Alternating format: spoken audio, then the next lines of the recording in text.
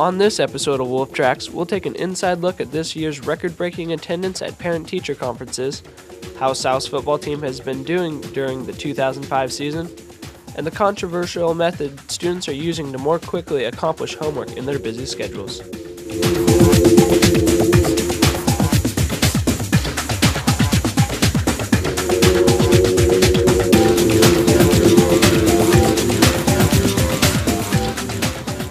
Hello and welcome to this November episode of Wolf Tracks. I'm Kenny Kemper. And I'm Tony Sadler.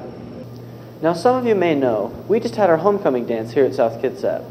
A lot of work is put into transforming South's eating area into an exciting dance floor. Jackson Eaton gives us the lowdown.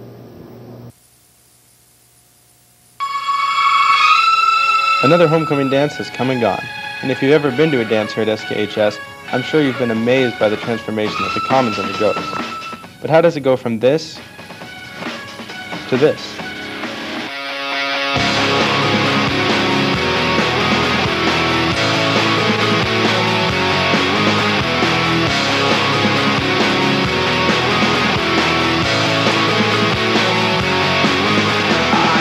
little bit of loneliness, a little bit of disregard, handful of complaints, but I can't help the fact that... Now, obviously, it takes a competent person to coordinate such a large operation, but even the most competent leader needs a fantastic staff of hard workers to unquestioningly carry out orders and obtain the materials that are vital to success. My name is Susie Nass, and I am the ASB advisor and leadership class teacher, and my role is to just kind of help supervise and provide any kind of guidance that I may have. The students in the leadership class do most of it. They bring their friends, and other class officers will also help out, as well as the students in the other family consumer science classes. So it's the talented students of the ASB and Health and Consumer Sciences departments that do the decorating, supervised by Mrs. Nass. But even with all the skill they have, it still takes a long time to achieve the final product. Usually in the past it's taken us between 5 to 7 hours to decorate for each dance. Planning a dance takes a lot of work and time by a lot of different people. Communication is a big thing. And for some weird reason this year, everything just kind of clicked and everyone worked together really well. So we've been working for a couple hours and things are looking really good. And I'm excited, and I think we're going to be out of here in a couple hours, maybe an hour.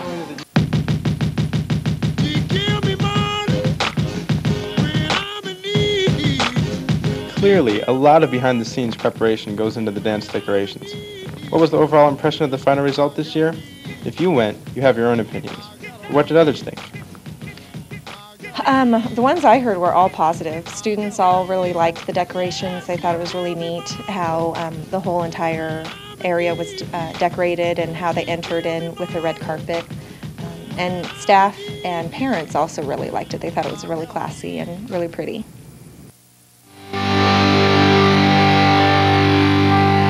So keep in mind, next time you go to a dance here at SKHS, take a minute to look at the decorations and think about how long it took, and all the people that were involved in the setup.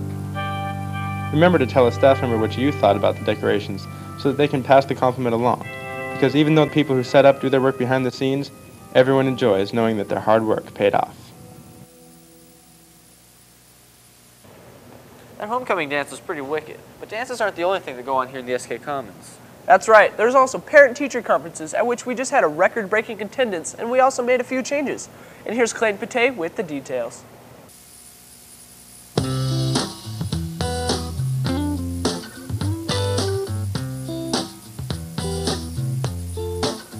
South Kitsap High School hosted the first parent conferences of the year Wednesday, October 19th.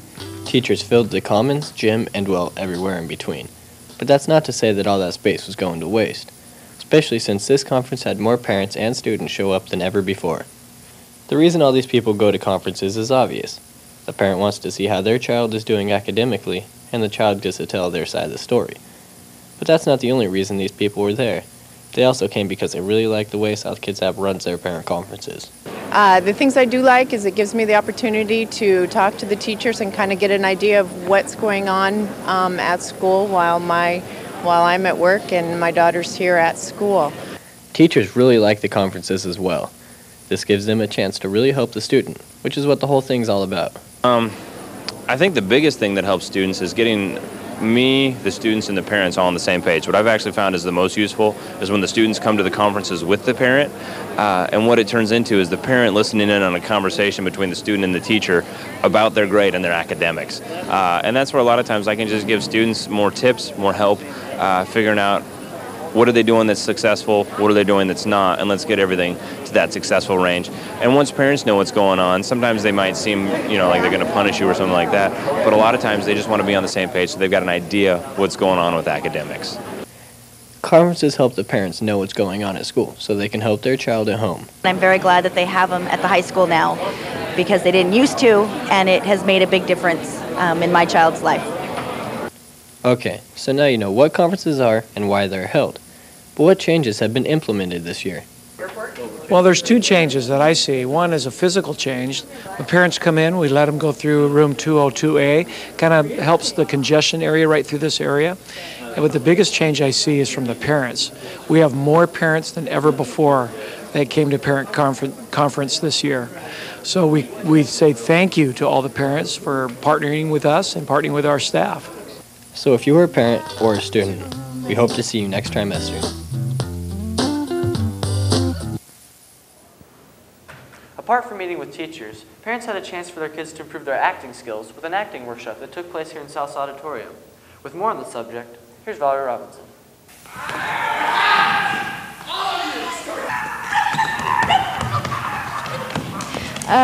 Yes, strange sights and sounds on the stage of South Kitsap High School Auditorium. But no, this isn't recess. These are actors. Well, actors in training. On Saturday, October 22nd, an acting workshop was held at South Kitsap High School, but it was not an ordinary workshop. The actors were between the grades of 3rd and 6th, and the teachers were none other than our own acting ensemble students. But what did this workshop consist of? Today we started teaching the children basic fundamentals about acting through theater games, focusing on such things that they will need in their future to become better actors and make auditions and become great actors. They learned things such as tongue twisters to make sure that they can speak clearly, and played concentration games, and just had an all-around good time with acting and developing a character.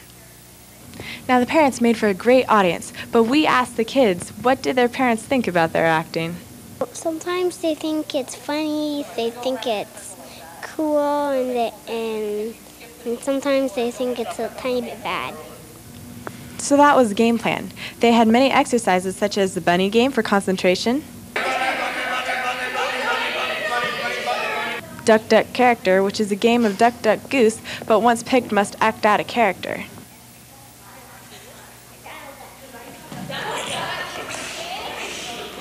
I think they enjoyed most the games. Playing all the games. Basically the 2-minute movies. Yeah. I think they'll probably enjoy Link Tag the most because I absolutely love that game and I play it a lot with my TA class, so I don't know, it's just a lot of running around, so it's a great energizer. Well, it really shows them the theater games are something they can do at home to practice with their with becoming a better actor. It definitely makes them more comfortable on stage for auditions and being in future productions also. When you act, it's more or less, you just have to be a character and you get to do whatever you want. You don't have to worry about what people are going to think about you, and that can translate into who you really are. So it probably helped them with like social skills, like not to be so self-conscious. So see, there you go. It's not recess. Kids are learning some important things. But hey, it's still really fun.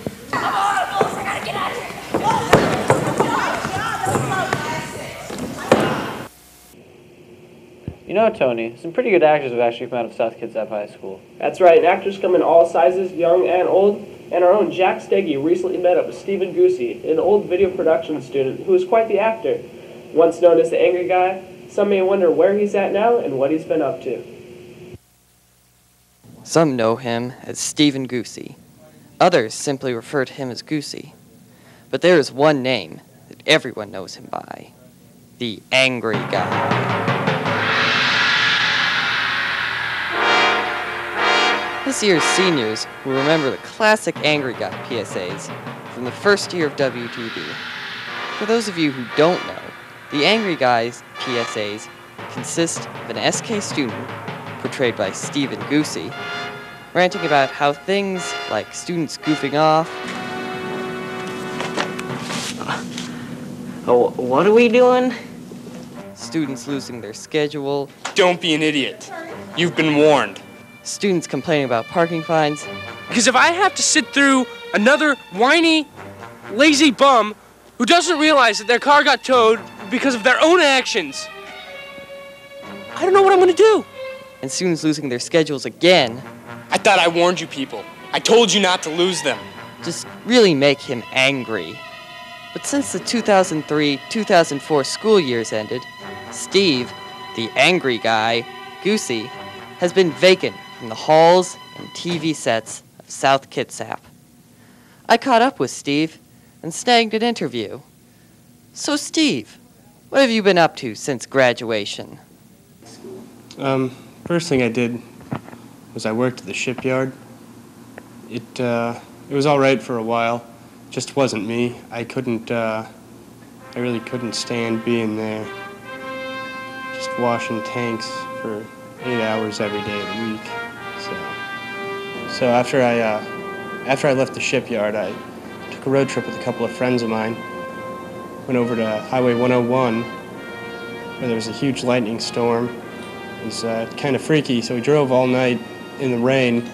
We went up through South Dakota. South Dakota smells bad. Into to Nevada, where we stopped at Vegas, but unless you're 21 in Vegas, you can't even step into a casino. So we got kicked out of the Super 8 motel casino. To Texas, where we went to Dallas. Dallas is a horrible, devoid of anything worthwhile. Wyoming, which, there's like a grand total of 5 people who live there, and there's nothing for miles on end, just highway and grass, but dead grass mostly. We got to Butte in Montana. I got hit by a guy. There's a big dent in my van now. Not too happy about it. I got back here, worked at a restaurant washing dishes. That didn't last too long, only about a month. I don't like washing dishes either. So, recently got a new job. I'm doing janitorial work for a cleaning service. That'll be, I hope that's okay. Start soon, so plan on maybe going to school, psychology, doing that. Kind of think that was the right way, maybe where I should have gone in the first place was to school. But I guess I wouldn't have had these rich, rewarding experiences if I didn't. It seems the angry guy has been up to a lot since he left South Kitsap. He's had some fun, made some mistakes, and learned some lessons. Any parting words for the students of South Kitsap, Steve? Don't give up. Don't give up on anything, really. Ever. Whatever you want to do, go for it. It's never too late to change your mind. It's never too late to start something else. Never give up. A thought that is often repeated and well understood by athletes of every sport. That's right. And some of the toughest, most persevering athletes of all are football players. It's true. And here's Chris Burns with the inside story of the Wolves' 2005 season. 15 seconds left. A big play here for South Kitsap. Pease drops back and he's got somebody open. He does! Touchdown, South Kitsap, Jason Reed! And the Wolves go ahead here with 13 seconds left in the game. Wolves football. These are 2 words that when said together mean business. The South Kitsap football team has always been a powerhouse in the Narrows League. They won games and were always respected by anyone who played them. They had fans galore. Heck, even away games, South would bring more fans than the home team themselves. South was a dynasty, and inarguably great. But 2 years ago, South started to take a turn for the worse, where they ended their season with a 6-3 overall record, a very uncommon record for the team compared to previous years. While the people of South Kitsap were shocked by the 6-3 season that South saw, the following year would show for a very anticlimactic year, where the Wolves ended 4-6 overall, the Wolves' first losing season since 1977.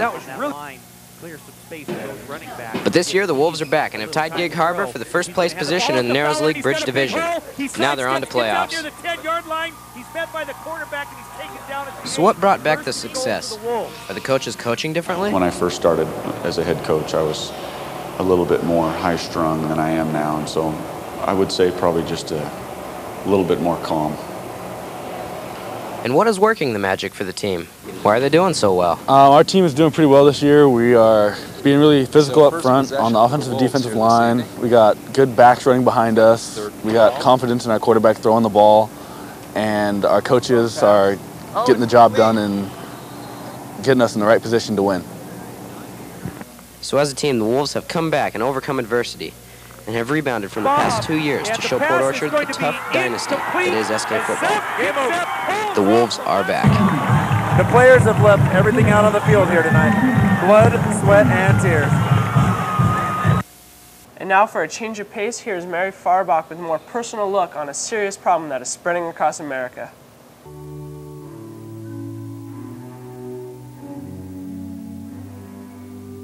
Once seen as a trailer park high, methamphetamine has gone upscale and national to become America's fastest spreading and most devastating drug. It creates a potent, long-lasting high until the user crashes and sometimes literally burns.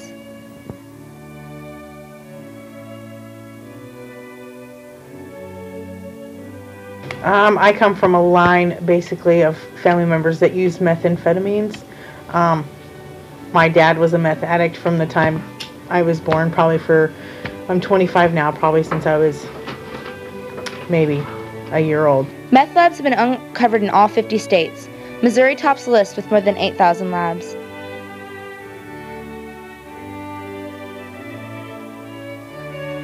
My house was raided. I had a baby girl who was almost 3 years old. My son was 9. Our house was raided, and just like you see on TV, it was raided, and I lost my kids, and my daughter went to my mom, who didn't even know my mom. My daughter didn't even know my mom when my mom ended up taking him because I was in jail. Corrosive smoke and constant grinding can disfigure the teeth of heavy users.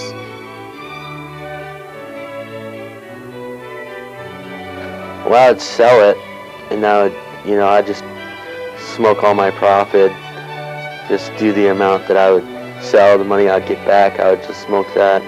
Or else I'd go and I'd break into people's houses, or steal cars and stuff like that. It was commonly prescribed as a treatment for ADD and narcolepsy, but in 1970, the federal government criminalized the drug for most users. But by then, it was being illegally manufactured and distributed by motorcycle gangs in the West.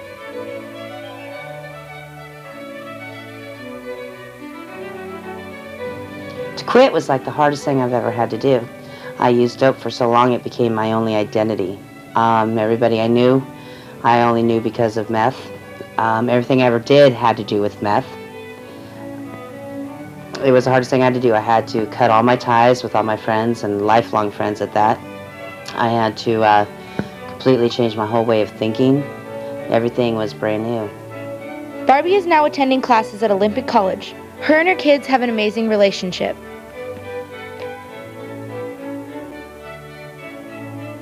Teresa is soon to be married. She has a 2-year-old boy and an awesome soon-to-be husband. Derek has a job. He's still fighting addiction, but he's strong and I know he won't give up. The people you just met are my friends and family. I can say from first-hand experience that meth doesn't just affect the user. It affects their family and the people around them. But there is hope. My relationship with my children since I've quit using has improved greatly, immensely. The first month that I had quit using, I was up and getting my children ready for school rather than them waking up late, getting themselves off to school or even missing school. My children talk to me, they can count on me, And most importantly, they respect me.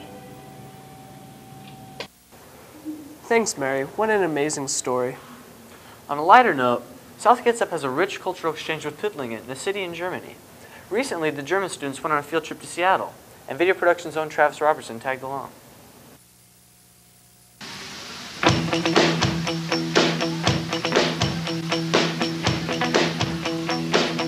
This may not be the first thing you see when thinking of school, but for these students, it's just another class.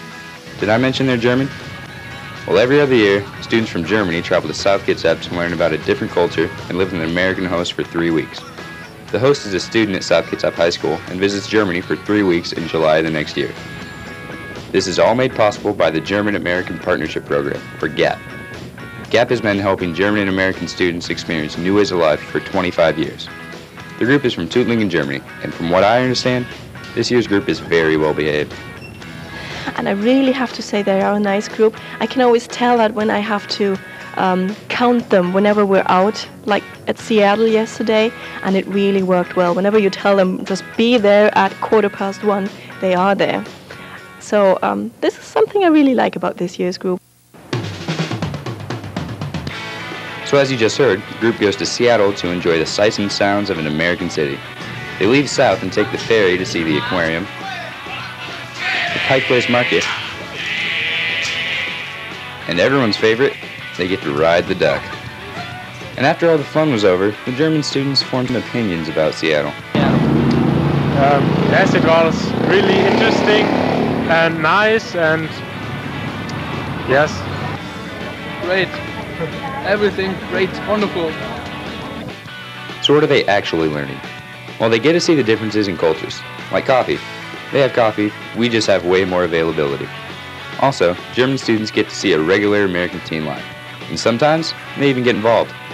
They are actually even doing some homework with their hosts, and one girl just told me they were really learning something. It's not that she was doing her host's homework, but they were doing it together and they were both learning something. So we've learned that German teens are nice, love Seattle, and are keen on working. But seriously, they're the same as every teen. They hang out with friends, have inside jokes, and don't quite get along with their parents. So, from Girl and Adi and the rest of the German students, Wir wünschen euch allen viel Spaß. Teachers have mixed opinions about this next topic. Cliff notes are used widely by most students and frowned upon by most teachers. I investigated this controversial topic, and here's what I discovered. We don't need no education. During high school, most students' schedules seem to revolve around wanting to hang out with friends, partying, and all that fun stuff. And you guessed it, the last thing students want to do is homework. So most students are always on the prowl to find shortcuts to getting their schoolwork done. Nothing takes up more homework time than reading a novel, so students have found shortcuts to this often boring task of reading their novel. This shortcut is Cliff Notes, short summaries of chapters to the novel. I was having a lot of trouble understanding what was going on in the story, so I checked out this book and I read the summaries, and it's really helped me a lot. While older generations remember that getting Cliff Notes you would have to go down to the bookstore and buy a hard copy of them. But nowadays all you need to do is go online and do a Google search by typing in Cliff Notes. And then you're on your way to many helpful websites to aid you in your studies. These websites that you may think are shortcuts, in actuality can be very damaging to your success in your English class.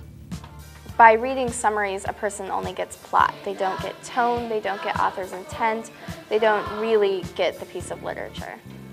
It seems like there is a wrong way to use these sites, and that there is a right way. I think if they're used correctly as a supplement to the literature, as in review or to make sure that a person comprehends what they read, that's fine. But if they're used in replacement of the literature, it's a problem. I thought that I'd give these websites a try because I didn't fully understand what was going on in Great Expectations, a novel that I was reading. From what the English teachers were saying earlier, I was using these CliffNote websites correctly, and they were really helping me out.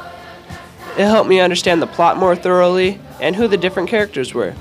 But from reading these summaries, I soon realized that they were very brief and weren't going to help me on a big test. So when you look at the big picture, you need to give high school your best effort because there are no shortcuts to success. Well, that wraps things up for this episode of Wolf Tracks. I'm Kenny Kemper. And I'm Tony Sadler. Stick around during the credits for some footage of the earthquake drill, in which 2,400 students are evacuated to the football field. Thanks for watching. Goodbye, everybody. Goodbye.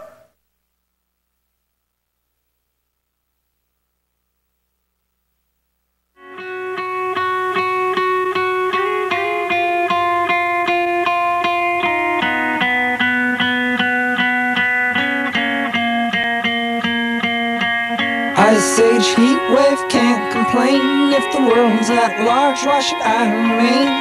Walked away to another planet, gonna find another place, maybe one I can stand. I move on to another day, to a whole new town with a whole new way.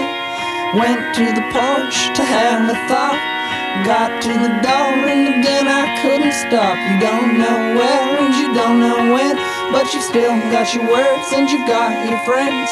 Walking on to another day, work a little harder, work another way. Well, baby, I ain't got no plan. Oh, float on, maybe would you understand? Gonna float on, maybe would you understand? Well, I float on, maybe would you understand?